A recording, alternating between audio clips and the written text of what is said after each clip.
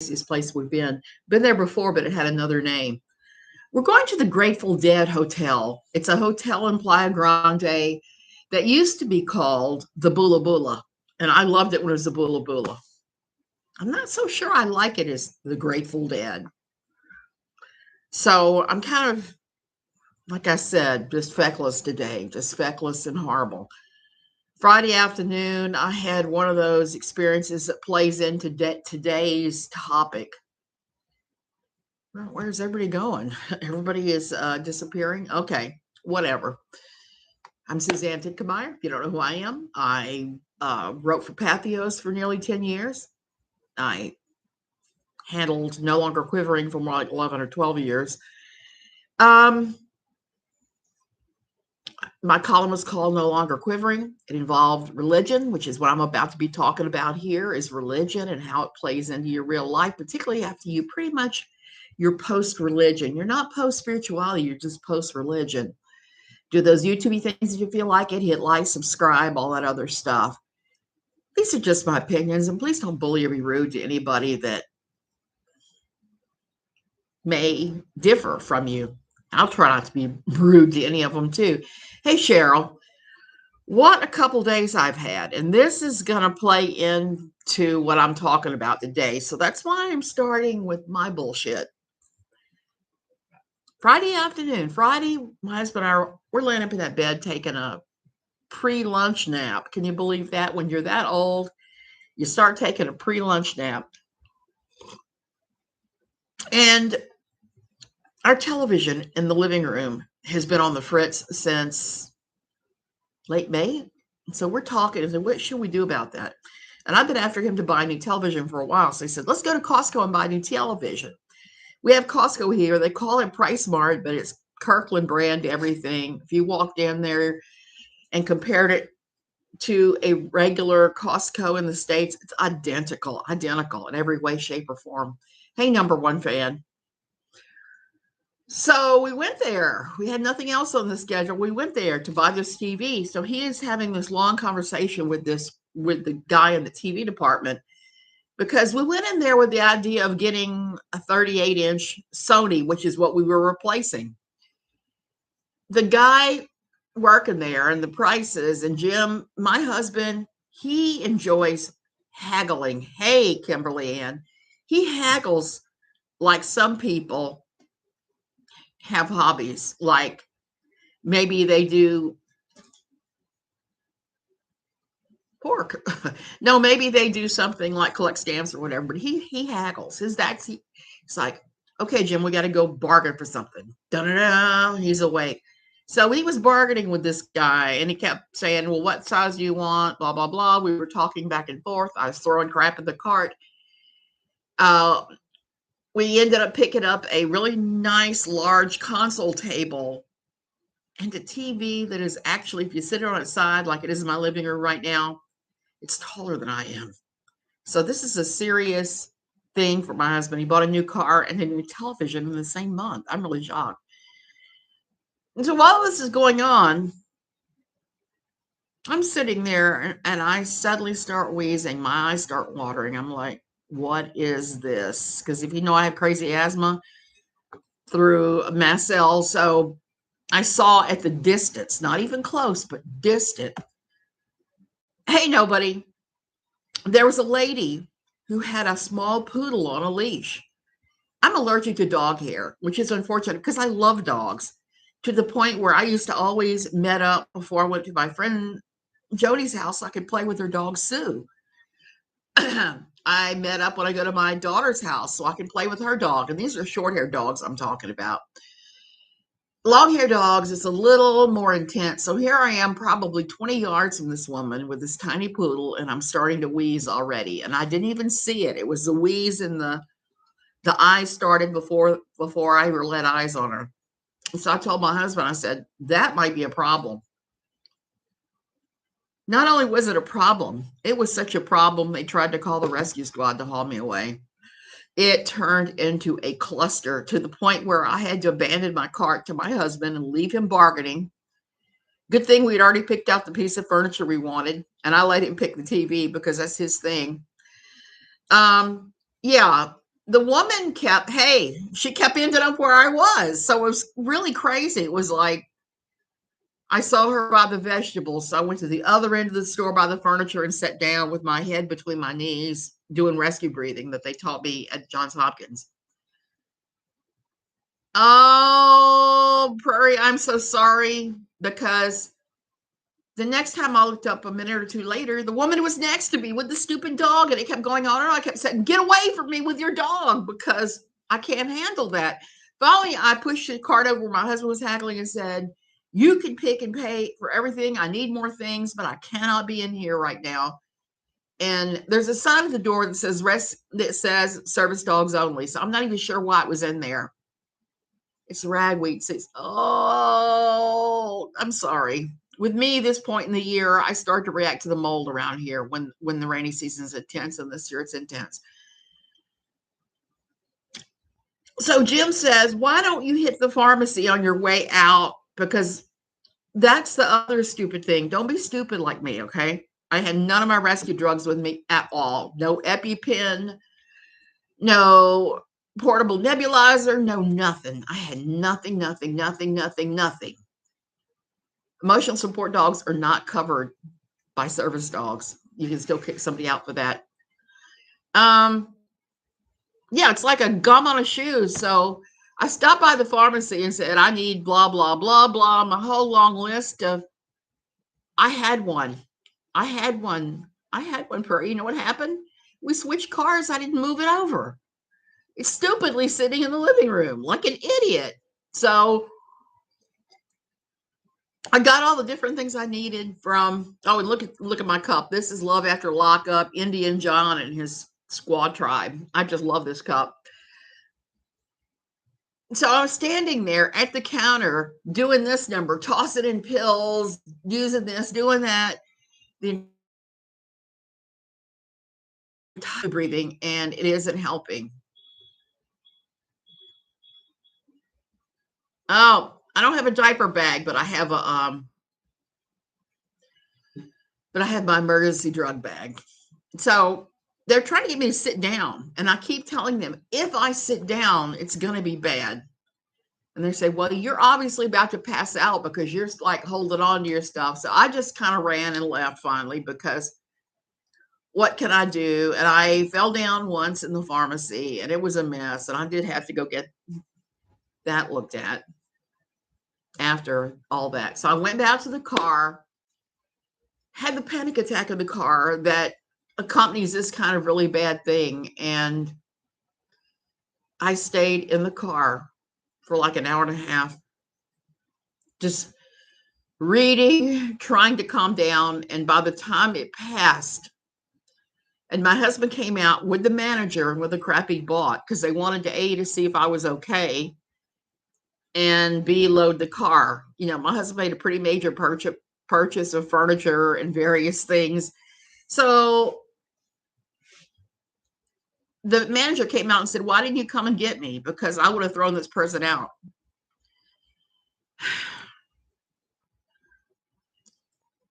So there you go. So here I am. Friday night is awful. I finally get home. Okay. Get in the bed, get online, just trying to hold myself together. The next morning I get up, and somebody has shown a picture of that troll's child's drugs that she had posted. And I started pointing out which ones were what, and how most of them were not that serious medications. It kind of puts light at the fact that her kid is super sick. A lot of new trolls start attacking me. And let me tell you something, when I'm this kind of sick and I'm still this kind of sick, and I have somebody start spewing nonsense at me, it doesn't go well. I lost it. I just totally lost it of this person. And I tried to stay away from the internet a whole lot yesterday, except for my iPad, because I was laying down reading and stuff. So long story short, I got provoked. And I provoked when I'm at a point where I can't even really handle it. And then I was like, okay, this person's a troll. They're trolling me. And then it happened again yesterday afternoon. There is an elderly lady that lives here that wants to use our hot tub and every now and then, and it's okay, except that lately, last 6 months or so, she's proven she's not really stable. She ran her car into the gate one day while I was sitting right where I am here, and I'm watching her bashing our gate open with her car. She did that. There's times she's rushed in and the gate's open and she's run over there and slammed it shut, which you can't really do. And she's done stuff like that. Well, she showed up yesterday, started manhandling and slamming the gates, and took her dog out of her car. Her dog that I've asked her not to bring because of my asthma. So between the manhandle, the gate, and the dog, I was just livid. I finally just retreated in here and I told my husband, I said, don't let her near me. I'm going to kill her. But you tell her no dog ever again. I don't care what her problem is. You know, I love dogs. I don't love dogs in my space. I don't love the hair and all that. It just makes me too sick. So she started questioning me and then later sending me messages about why wasn't I going to church. So this all plays into, I had a regular viewer that I like that asked me the question, what do you tell people who are part of your inner circle, like family members, close friends? What do you tell them when they ask you why you're not in church? I thought panic attacks were panic responses that were inconsistent with typical reactions. How is it considered a panic attack? Scare shitless. Nobody, what happens with the kind of asthma I have is flood your body with adrenaline. Your body is flooded with adrenaline. You think you're going to die. And I tell my husband, it says, I always feel like I'm going to die when that happens. I mean, the panic is so severe. Okay, I'm going to turn this off. I mean, the panic is so severe.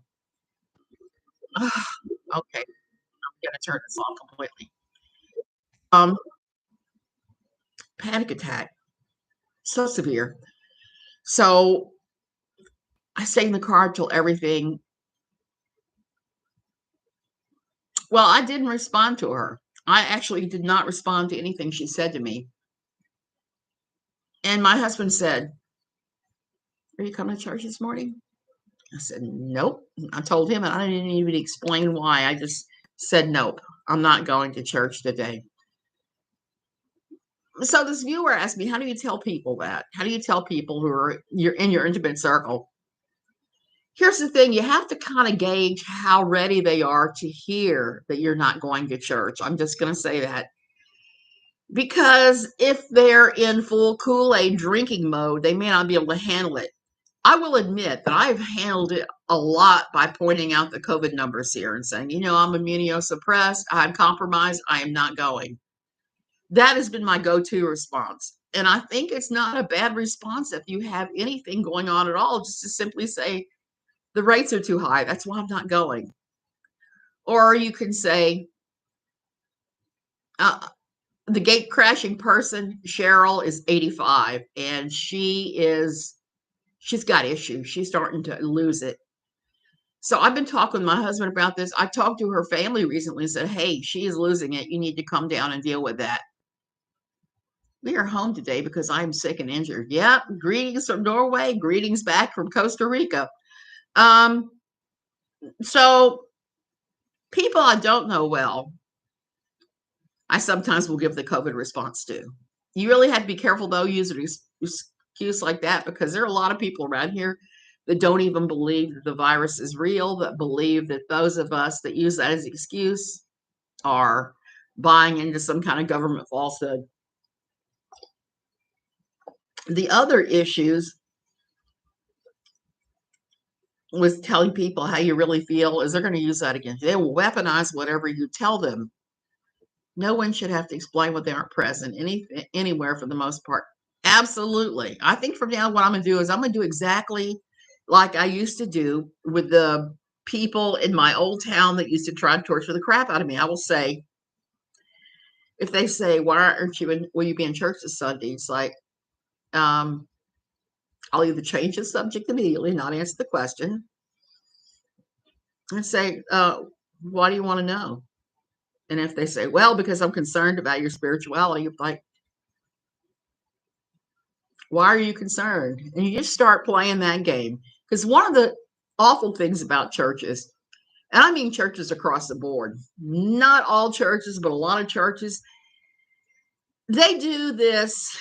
They call it various things. They can call it soul winning. They can call it whatever. They go door to door. They'll call you. They'll email you, and they'll pester the out of you to see why you're not showing up. So it's better to have a response waiting. A couple of months ago, I was at a party, and somebody that I avoid here, I call her Mary Moonbeams, close to her name, but not quite. I avoid her because she's nothing but trouble. She is one of these people that pushes themselves, um, annoying people for uses. Yes, there are so many people like that. Well, anyway, Mary Moonbeams confronted me at a party, okay, a party for a girl who was graduating. And she wanted to know, will you be in church tomorrow? Well, I don't ever talk to Mary Moonbeams. Why? Because of an incident that happened at a party some years, well, not some years, like 4 years back, where she was acting deranged. She really was. And I don't know what kind of drugs she was on or what she was high on Jesus, what it was, but she was clearly not in her right mind. She was saying stuff like, this was a party I was at, actually, where I'm going today. It was the Bula Bula then, but now it's the Grateful Dead Hotel. She kept coming up to me there and just babbling the craziest things. I was trying to avoid her because I was quite sick and I was avoiding everybody. It was one of those things where I went to the event just to say, hey, I made an appearance. I'm supporting you. Bye. Because I have those people too. And this gal was somebody that I knew that had opened a school. And this was the school's opening party. So every time Mary Moonbeams tried to stop me when I was running to throw up was not a good thing because I had some major things going on then with my digestive tract that turned out was just me getting used to the water here. And she took extreme offense with the fact that I was like running past her and complained to my husband about me. The minute you do that, conversation's over. That is another toxic behavior I've seen in churches, and I'm sure that's where she picked it up at. My old church, they would go to your husband every time and say, hey, why is Suzanne XYZ? My relationship with blank is just fine, but thanks for asking. I just prefer to worship in private, according to the words of Mark. Ooh, nobody. That is a good one. Cheryl, it is so close to the fake name she's given herself. It's ridiculous. Mary Moonbeams.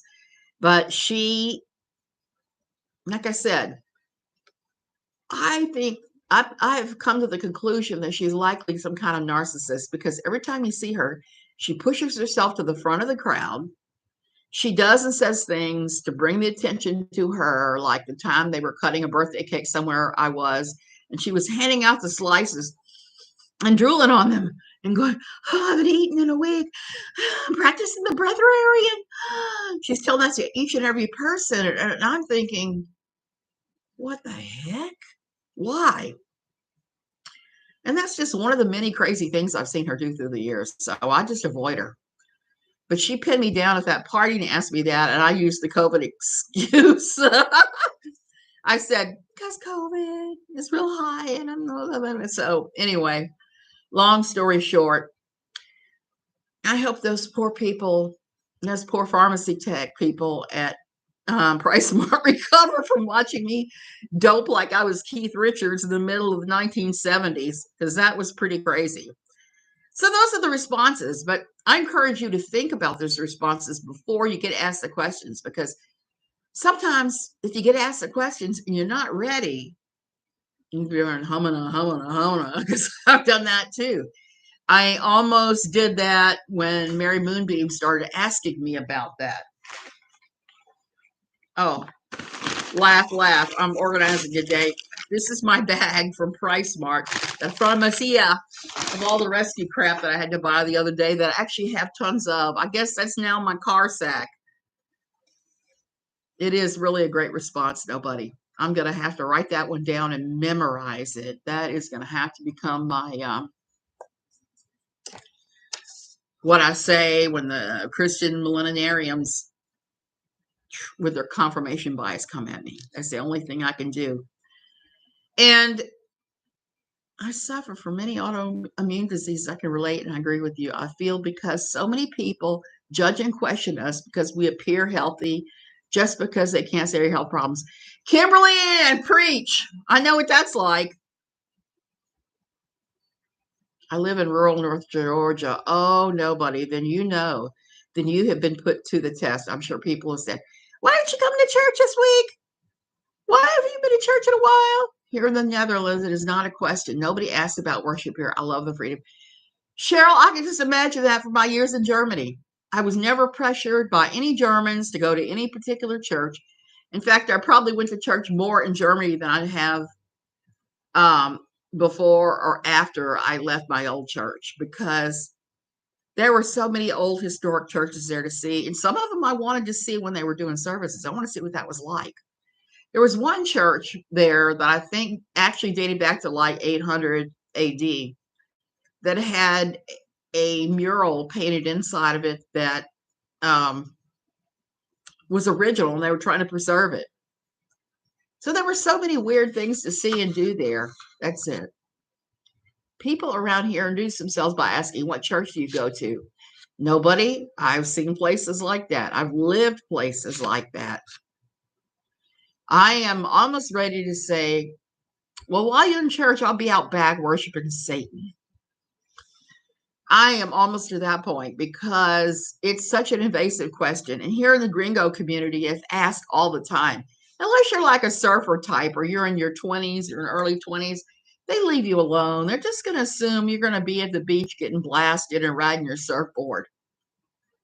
Oh, it is the worst, isn't it, Cheryl? It has happened to me so many times in Louisiana and in parts of Virginia where I've been. We had a county that I worked in for a while, a very rural county in Virginia called Madison County. And Madison was one of the most backwards places. And it was exactly like what you're saying.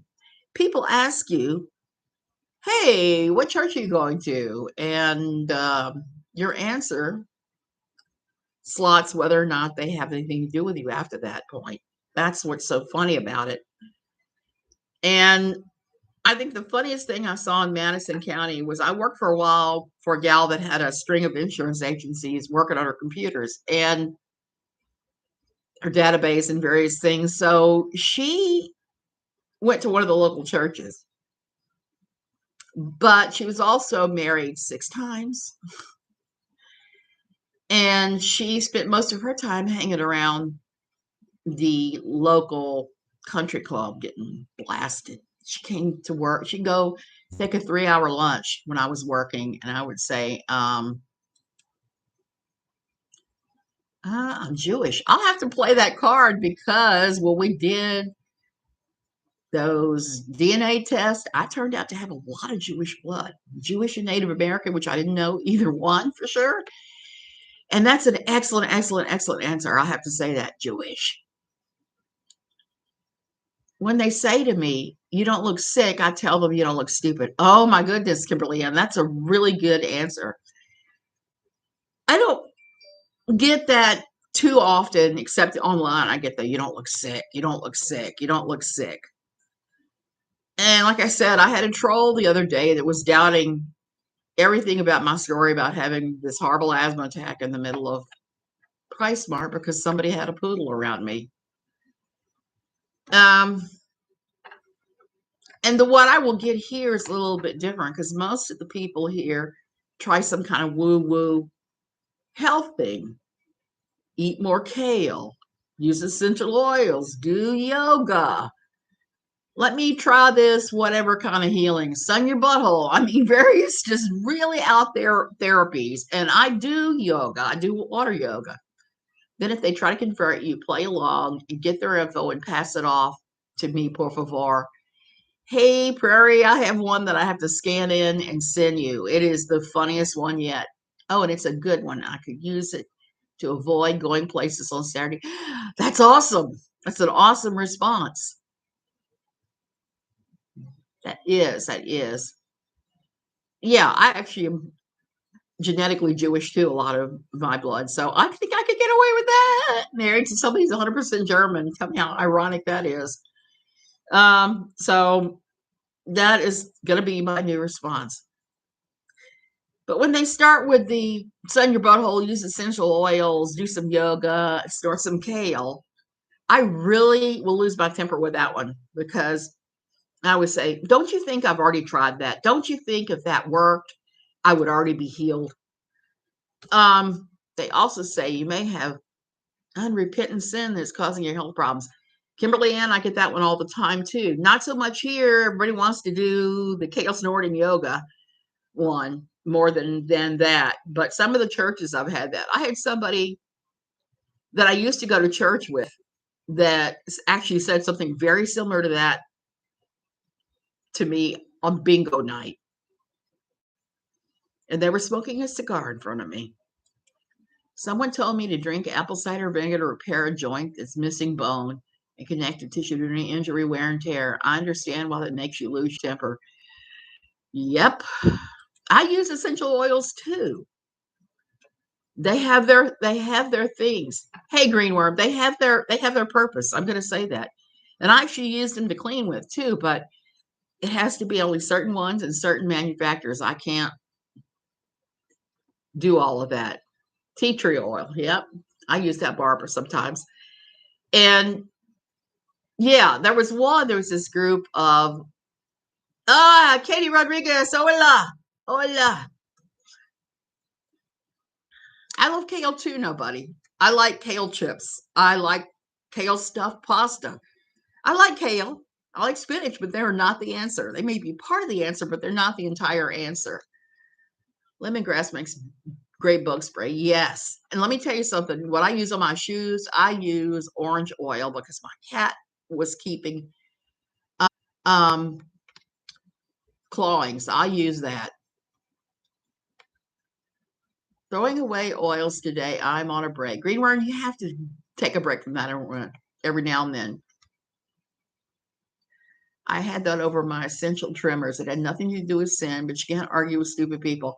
Bingo! You can't argue with stupid. And nobody, especially in churches, they don't like it if you have any kind of ailment that fits outside of their little box where they say this is what you're allowed to be. And if you're outside the box and you're challenging their box in any way, shape, or form, they're going to call it sin. I got that a lot in my old church.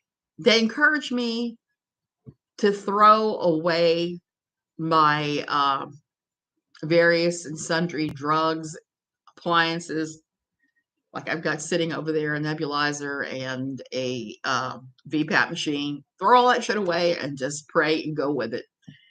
I did that. I think I'm probably worse because I did do that for 4 or 5 years. I probably made myself a whole lot worse without meaning to. I gave Jesus a chance to heal me and nothing happened. Hey, Bossy, I don't know how much longer I'm going to keep ranting because I'm ranting about, well, a couple things. Mostly when people ask you what church you're going to, and then they ask you where you're going, why you're not in church, and chronic illnesses, all that stuff. So this afternoon, if it doesn't rain, it might rain. I'm hoping it rains. I committed to going to this thing at the hotel. It's so hurtful. I wish they would just pray for me and stop judging me. Kimberly Ann, isn't that the truth? Isn't that the truth? If there's anything I could push on these people, it would be just pray for me. The Almighty has used my health challenges to give me more compassion for other people. Prairie does tend to do that. It does. For the remainder, it's raining here. Nasty. But I can call my kids. I'll be home. I was missing a lot of church because of angioedema. The preacher knocks on the door one day in the middle of a full-blown facial swell. Do you believe me now? Greenworm? Yep. Absolutely. God helps those who help themselves. That includes going to the doctor. Exactly. Let the people that want to be helpful come and do our dishes or bring meals. Exactly, exactly. And if I could redo church to have more compassion, I definitely would, because they have no compassion for those of us that are actually ill. Even my illness is part of my life path. Barbara, that could be. That could be. But they need to learn compassion. They need to know what real help looks like. Real help doesn't look like judgment. It doesn't look like that at all. And if you look at Jesus, Jesus healed everybody, but Jesus is Jesus. And I don't think the pastor down the road is Jesus. That's another thing I've noticed that I struggle with is so many churches I've been in, the pastor has had his rear end lavage with people's tongues so many times, and they're worshiping him. I used to do that at my first church. I don't do that anymore. I probably avoid the pastors more than anything else now. It's a large part. I don't feel well either. It's a weird rain here and gross out. Oh, bossy. I know what that's like, but I don't particularly like it much. Interesting, my swelling has greatly decreased post-divorce in church. Greenworm, stress does play some kind of effect. I know it does. It does with mine. If I'm under a lot of stress, I'm way more likely to react to stuff. And I think that there is a component of that, but that's not the entire answer. So when I have people that are telling me, you just need to de-stress. And my husband is one of those. He's one of those ones that says, let's go walking on the ocean, which is really nice. But let me tell you something. I did something really stupid on Thursday. I forgot what time it was, and I was out there noonish walking around somewhere between an hour and 90 minutes. Now, I didn't end up sunburned like I feared I might. I have enough of a base tan, but let me tell you, by that night I was hurting. By the time I started walking back from what I was looking at, and I went all the way down the beach to the estuary because, like I said, I like to look at the liminal spaces where it's in the process of going from one thing to another. And where all the rivers or estuaries hit the ocean is a really fascinating place to go look at stuff and wildlife and different things that wash ashore. It's always fascinating. I was blocked because there was a huge pile of driftwood. And I took a picture. I'll have to put it up. A pile of driftwood like I had never seen. And we're talking giant logs. Now, giant logs wash up, but I had never seen a tangle of like 50 giant logs blocking my path before. Foods are a trigger too, and I know which ones trigger. Greenworm, that is one of my triggers too. Certain foods, and I avoid them like the plague. And when I go out for social events like I am this afternoon, I ask people all kinds of questions about what's in there, and they act like I'm being some kind of prima donna. No, it's just my life and breathing and health, you know. I remember being at a party here once and being served a piece of birthday cake, and I'm looking suspiciously at it because it looks like the kind of cake that would have peanuts in it. And I actually asked the birthday girl, hey, does this have peanuts? Oh, no, this doesn't have peanuts. Don't worry about it. I took one bite and was like, peanuts. And it was just like the other day. It was a mad scramble to dope after that and to get home and get to the ER and various things to check my oxygen levels. Almonds, I have another friend that reacts to almonds. I'm not, for me, the almonds aren't on that list, but that's not to say they won't be because I've had some things that I've eaten for years that I was suddenly allergic to. Peanuts was one of those. And they say, oh, well, I thought you were making it up. Nobody makes up food allergies. Trust me, because there are so many delicious things out there to eat. I can't have kiwis because they have latex. They have some substance that's similar to latex. I can't eat cantaloupe. There's a lot of things that will trigger me horribly. I can't eat Brussels sprouts. Brussels sprouts is one of those ones that I think are delicious, but I start wheezing, wheezing, wheezing, wheezing. Greenworm, I just have so many weird allergy triggers that have to do with the mast cell that it's just crazy. Cheryl, it sounds like you getting the divorce was life changing. My first marriage, my divorce was life changing for me. It was transformative.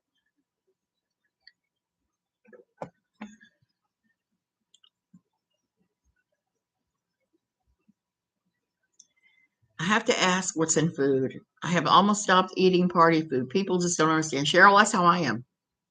Fortunately, this party we're going to today, they are not picking up any of the food. There's no food available except if you ordered off the menu. And I know the guys at, it used to be called the Great Waltini, the restaurant. I don't know what they're calling it now. They're calling it something foolish. And Sugaries is the name of the restaurant now. And they have just very standard food, but there are very few allergens for me in it. And the only time I've actually had problems with their food is when they've done open buffets for parties. When they've done that, I have enormous problems because they'll bring out water with fruit in it. It'll have cantaloupe in it. It'll have kiwi fruit. You'll see these lavish displays with all kinds of crap on it that I'm allergic to. I learned about narcissistic behavior post-divorce. Greenworm, isn't it funny how we don't recognize that we're in a narcissistic relationship? What's going on? I have a family member that suffers from that. I'm convinced of it. And we had a situation where we spent some time with this person and they gaslit me pretty badly. Not right then, but when we got back, they started trying to gaslight me to my husband. And it was pretty ugly. At least my husband said, yeah, none of that happened. This person's nuts. And I've had to go to my therapist and say, what is going on here? And tell her the whole situation. She said, you're dealing with a malignant narcissist. And I think she's right. So now I avoid that person. I give nothing but one word answers if they ask me anything. How are you doing? Fine. What's going on? Nothing. You don't give them anything. You give them nothing. You gray rock them. You don't give them anything to work with because anything you give them will be used as a weapon in the future. So I'll attend the fellowship gathering and not eat, and I get the side eye. It's a lose-lose. Kimberly again, yeah. And at the worst of my food allergies, they aren't as bad as they once were. I would bring my own food in a Tupperware container and get the side eye too. Didn't have a clue. Now I know I'm the black sheep of a narcissistic family, so I was clueless to red flags. Yes, because you don't know. If you've never dealt with it before, how do you know? You're like, what is wrong with me? You think that something has gone haywire in your brain because none of it makes any sense. And you're just like, oh, hey, Jackie. So none of it makes any sense. Okay, Barbara, we can talk about that. I try not to make any of my videos about her now, but that's a fair thing to discuss, I think. I was thinking about that yesterday, and after her claims of him being so sick, but actually she's putting up pictures of medicines that are not that uncommon. I don't know why she's so negative about his future. I've known people who are my age who've lived with shunts in their brain to deal with a buildup of fluid like he's had. I've known people who they just go in and have it changed every now and then. I know people with autism diagnoses that do better than what she's saying he'll do. If there was a malignant narcissist, I wonder what a benign one would be. Java man, I don't know. And so I'm not really sure why she treats his entire future with such opprobrium, because it's not right. You want to encourage your child. You want to talk them up and do the best you can for them. So I don't get that tendency to do that.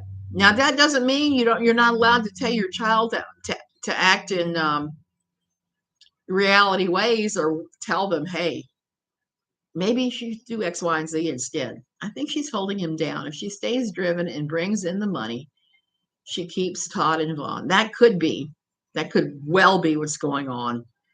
Unfortunately, I am not a licensed therapist, so anything I say is just speculation. She is just unbelievable sometimes with the stuff she says. It just really gets me. I don't understand the long, rambling monologues she gives are filled with illusions and petty grievances all the time, all the time. She's got something going on. Steve McRae read through her lawsuit against him yesterday. He finally revealed everything that was in it. I was really happy that he did that because he showed it to me last week. And I was like, this is crazy. She had called me and one of her editors at Pathos, not by name, but she said that Steve had poisoned a relationship between her and one of the editors at Pathos. It's not, and I'm not an editor. Maybe she's negative about his future to generate sympathy and feed her victimhood mentality. If he had a positive future, that would significantly undermine that position. Yes, it would. But she says that she does not. Hey, Fly Monk. She says she doesn't hold him down. She says that she's dealing with him in reality, that she's not going to talk about him. But I want you to notice something. Every time she gets in extreme trouble or is exposed, we get this cycle where these things happen. I actually wrote it down. I have to find it and put it on a 8x10 piece of cardboard or something, because there's a whole long list of things that she does whenever she gets caught doing things. And one of the last things is she tries to generate sympathy by talking about being the mother of this child with all this crap wrong with him. And all she's doing, and she says also that he watches her videos, which kind of blows my mind because I'm stumbling over myself today. So much of what she talks about is not appropriate for children at all. It's just fatuous for her to believe that that has anything to do with her child. She has a hearing Wednesday. Well, Greenworm, then now we know why she is doubling down on her son all of a sudden. She seems to use it as a get out of jail free card. Yes. And I want to remind everybody this hearing is public. Means I'll be there. I will be logging in. It is a public hearing. She tries also to pretend that all of her hearings are sealed. The thing that made me laugh the hardest about her lawsuit against Steve McRae is when she claimed that she needed to relocate herself and her family to some super secret location and Steve needed to pay for it 100%. If you're really worried and you think your family's in danger, you think you're in danger, you sell your house. You buy another house under a corporation name. You spend the $150 to register the corporation. You buy the house under the corporation's name and you move. You move, you move, you move. You sell the other one. You move along. And then at some future date, if you're really that worried about it, you ask the courts to reimburse you for all the expenses you were forced to take on for the move. You don't say, hey, give me money, give me money, give me money. I got to move because you threatened me. You don't do that. So there's just so much. It is so incredibly. It's a hearing for Todd, is my understanding. I'm always remembering what she did to Sophie Longcase. Yes, Java Man called Sophie a brat, a brat, a brat, and then denies it. She denies it, even though Llama Girl has clips of her calling Sophie Long a brat. We don't call children those names. She is so hypocritical about Steve. I saw her videos with Kyle. She embarrassed him with sexual talk. Greenworm, yes. And Steve was bringing it up yesterday, but she is the one that kept saying all those awful sexual things. The fight always was, I believe that, okay, Aaron and Nikki read the chat log between KJ and Steve through the years. And I don't see anything there as a problem. I just don't. I think if he brings that to court, it's going to reflect badly on her with her suing him. And she only turned against Steve when her buddy Kyle started fighting Steve after Kyle kicked Steve out. Steve and the Bullinator and some other people from his own website. So that was the point where she took against Steve, which makes me laugh because she's just supporting a guy, Kyle, who was found to be at fault legally. So she's been lying this whole time. I don't understand her because she says, I'm not going to talk about my son's health problems. 5 minutes later, she's schooling her audience on her son's health problems. Those pictures that Llama Girl put up, oh my God.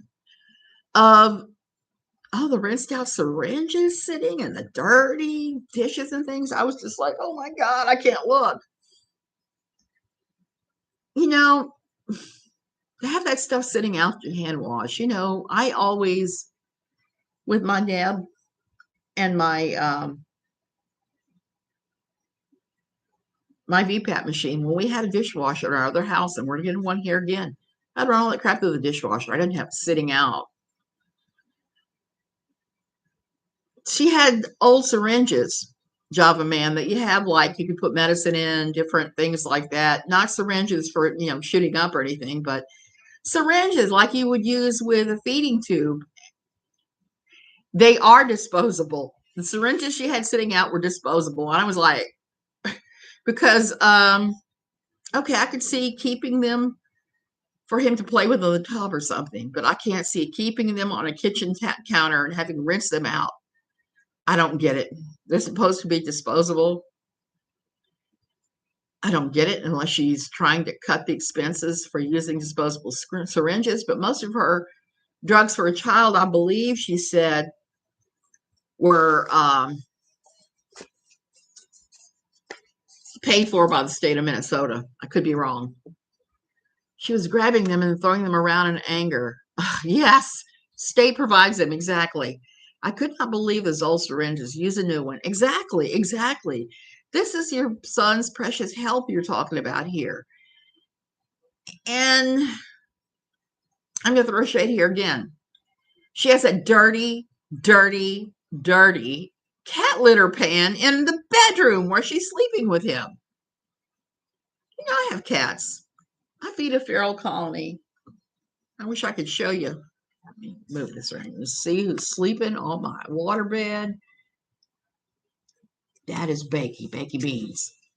He's one of our strays. He now comes in and eats and hangs around. You know where my pan is? My litter pan? My litter pan is in my laundry room underneath the utility sink, where I can scoop it every day.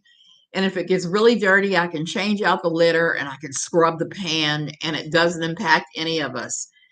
There is a syringe shortage. I reuse mine until we can no longer see the numbers. Laura, I am so sorry to hear that. I know in the States there are a lot of shortages on that stuff. Also, the kitchen counter is where she keeps the toilet brush. Java Man, I don't know what that's all about. Is she sterilizing the toilet brush before she brings it back to the toilet? How does she get state benefits? I don't make nearly as much as KJ, and even when I was laid off, I never qualified. Jackie, I don't quite know, except that it has to do with her son being on a feeding tube, because there was some controversy back where she talked about the doctors wanted to try him not on a feeding tube, and it was going to impact their benefits from the state of Minnesota. And it really benefits from state to state to state to state on what they'll cover and what they won't. I question some of her behavior towards her son's health. I question all of her behavior towards her son's health, all of it now. And one of the things that's going around the anti-KJ community is that they are claiming that her son never had open heart surgery. Sadly, he did. Her and I were still friends then, and I got to see pictures of him in various stages of recovery from heart surgery. He had the incision and the whole 9 yards. And I know she's clever with faking things, but I don't know how on earth you would fake getting that kind of surgery. I know in Florida, and it's mostly income-based, but I don't have a medically fragile child, so I don't know. Yep. Todd is certified and paid as a caregiver. If that's true, I'm not sure. I don't know, Greenworm. I've heard so many different tales about why he is not there. I don't know. I'm cheap. I reuse syringes too. Depends upon what's in it, though. Nobody, that's the truth. It depends upon what's in it. And if there's a syringe shortage, I can see reusing syringes. But I'm going to say that video that those clips were taken from is kind of old, so there wouldn't have been a shortage back then. I'm only talking about the measure or plunger part. Needles can't be reused. Yes, I know. Do you know what I did with my injectable Benadryl Friday night? I handed the syringe back, the used syringe, back to the pharmacia and said, "Can you put this in your sharps container? Because I know they have one. They give injections there." Um, Even if she reuses them, she should keep them in an area to reduce the amount of germs. Number one fan, absolutely. She should sterilize them and put them in a closed, sterile environment. I mean, that is really what you have to do. I'm looking over because I have a sealed canister that I keep all my supplies for my nebulizer and my VPAP machine in. It's everything's sterilized. It's put in there. The lid clamps down, and it stays fresh until I have to use them. Even if she uses them, she keep them there. Yeah, okay. I wonder if Todd read his favorite book in English or in the original German. Java Man, I'm pretty sure he probably read it in English, would be my guess. I've seen it in German. I've seen it in English. It's a hard read in German, even if you know German. I got Mercer on the inside because they had a port on me inside, and someone didn't clean the syringe and didn't have a clean needle and didn't clean my skin. Oh, Mercer. Oh, my goodness. Jeanette, you have my sympathy. I got Mercer. I got Mercer from having a yearly pulmonary function test. I went in the hospital for half a day, had this pulmonary function test. They pulled out the usual amount of blood that I would have taken out for tests to measure my IG levels and other things. 6 weeks later, I had a MRSA outbreak that I still deal with to this day. To this day, I still have MRSA symptoms every now and then. And when that happens, I have to start scrubbing myself with Hibiclens and taking the meds. It's just insane. Insane. And once you get that stuff, it becomes very hard to get rid of it. And that is horrible, Jeanette. So horrible. I have to have open heart surgery and shut down my heart. And I have 2 liters of water on both lungs. I drowned it. Oh my goodness. I can't imagine. I believe that was Llama Girl who said that she had a nurse 6 days a week. She also says her son is going to school now. Why would KJ need a nurse for 6 days? I think the child does distance learning as best I can determine, which I can see during the worst of the COVID outbreak, but now we're past the worst. He's completely vaccinated. I think she should send him back. That's just me. She has 2 dogs and 2 or 3 cats. Can you imagine the animal hair? She always saying she's pulling animal hair of her nose and mouth. I don't even have animal hair anywhere near here because I keep it clean. And I have innumerable cats coming in here. That's all because of my used and didn't clean something good enough with the alcohol fresh. Jeanette, and that is the problem. All it takes is somebody not sterilizing something correctly, and you end up with MRSA. I won't drag her for homeschooling, though. It's hard with the nurse requirements for medical needs kids. My grandson is finally getting homeschooling this year. Greenworm, that is excellent that you were able to get that for him. I haven't said anything about the schooling because of that, but I am of the opinion, and it is just an opinion, that kids do better in school. So when this all went down with COVID, we really had to balance safety versus what was good for the kids. And I think we're over the part now where it would be beneficial to hold kids back at home. Because kids do need social interactions to grow up to be normal. It's all I can do not to start giving my professional groomer speeches. Nobody, groom your damn animals. That's right. And clean your house, clean your house, clean your house. It's not that hard to keep the house clean enough so there's not animal hair everywhere. KJ can teach them Spanish if she knew it well enough to teach them. I don't think she does. Keeping them groomed would also help cut down on the allergens coming off them. Absolutely.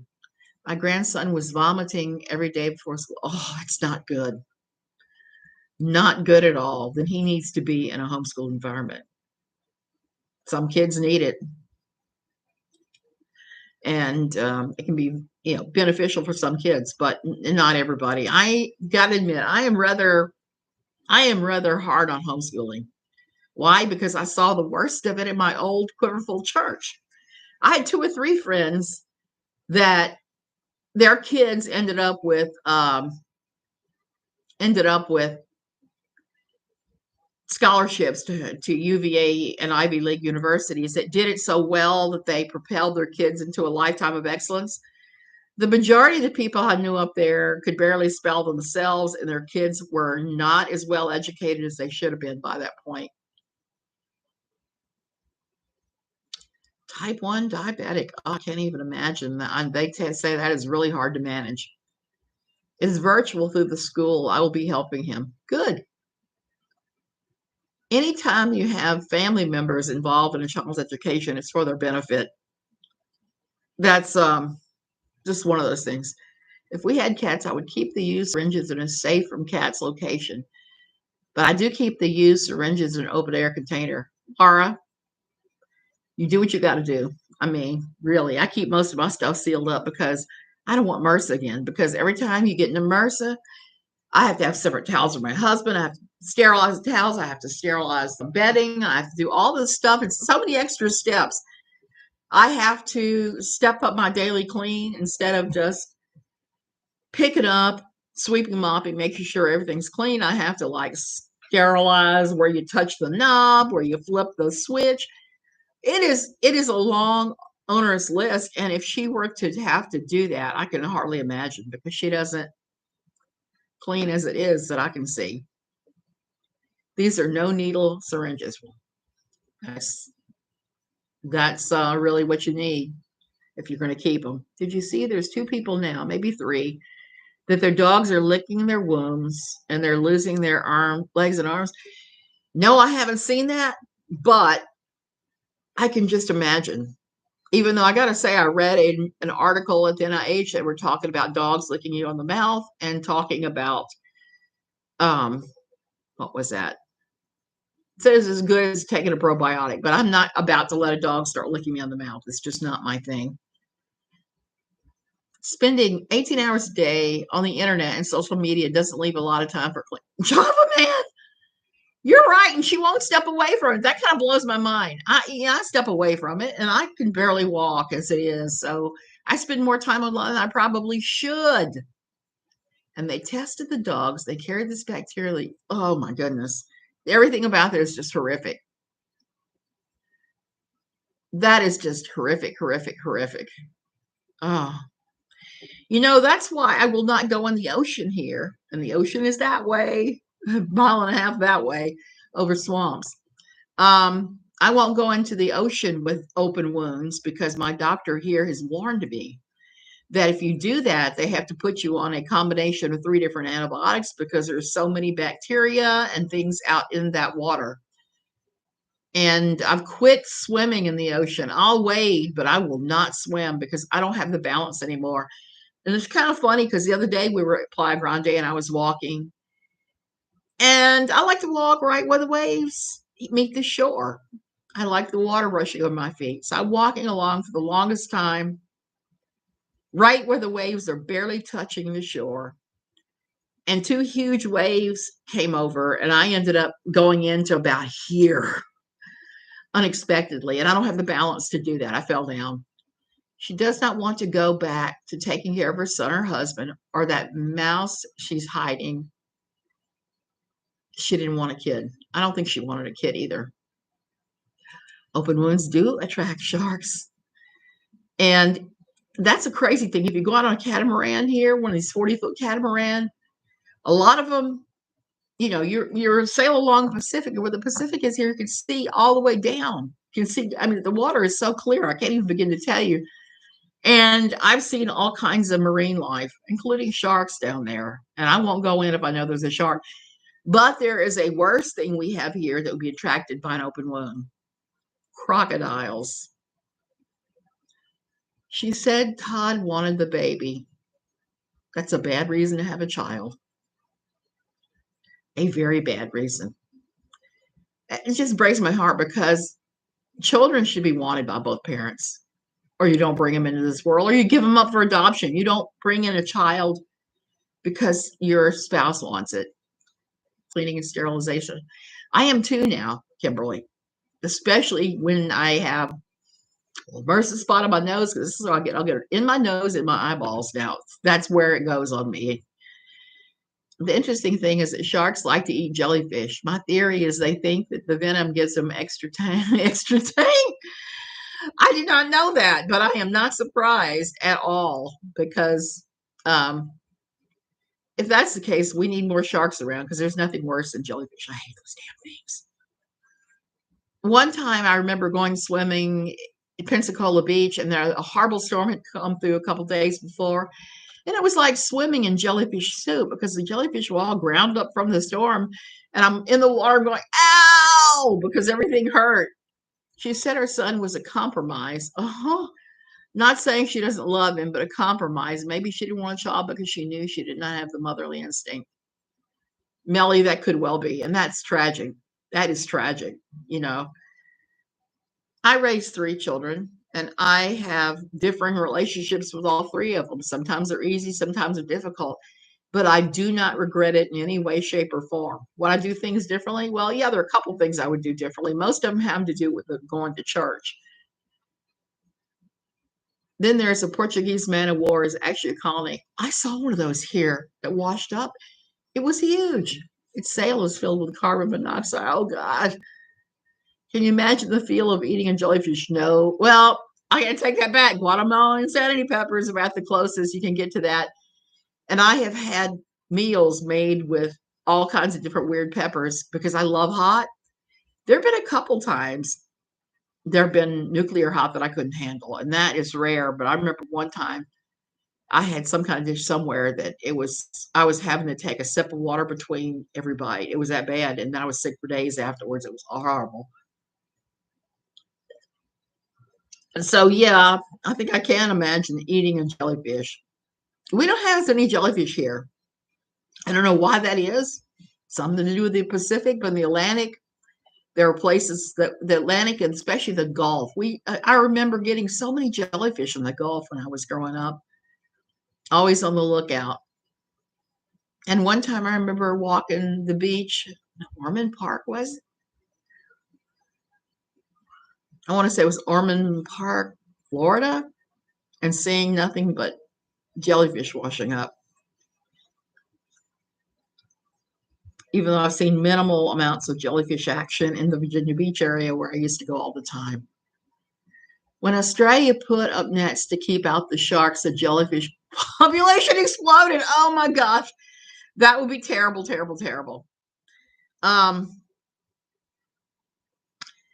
My father always wanted to move to Australia. That was one of his dreams that he never fulfilled. And I think about him a lot here in Tamarindo because he always was an ocean person like myself.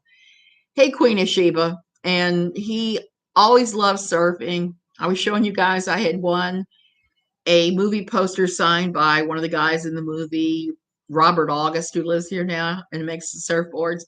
He was one of the people my father looked up to. My father was, I think, the first person in his part of the world, Ponchatoula, Louisiana, to have a surfboard. And he used to go whenever there was a hurricane in the Gulf and surf. He taught me how to surf years and years ago. GI doctor said my G tube kiddo can go into the ocean, but no standing water. I say no to both. Laura, I can understand that. It's one thing to wade into your knees. It's a whole different ball game to start swimming in there.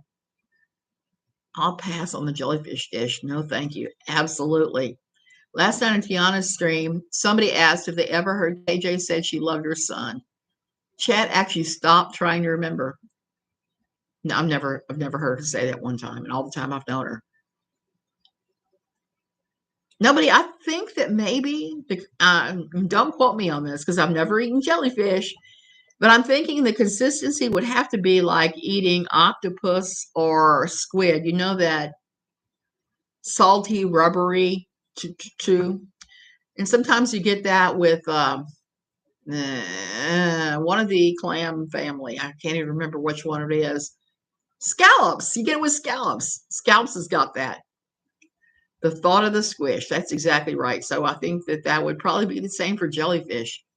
Sharks are also interesting in the most primitive fish. They have cartilage, not bones, and no ability to pump water over their gills. Chewy isn't bad. No, it's not. It would just be a weird one. No, she says he is a sweet and precious boy, and that's about it. Love, no. I feel sorry for that kid because what I know about children and child psychology is you either pay attention to your child from 1 to 5, or they force you to pay attention from like 14 to 19. I am predicting a I'm predicting a hellish years as a teen. And I'm going to ask this stupid thing yet again. It's pissing me off every time I look like it's not giving me what I want. And it's not giving me what I want again.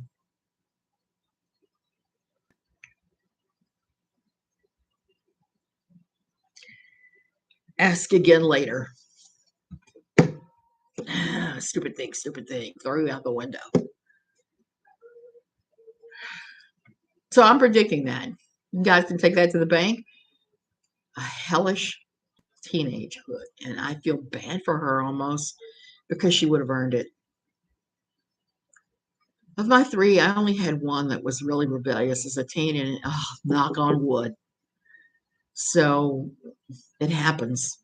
And I did pay attention to her till she was 5, but I still got a hellish teenage years.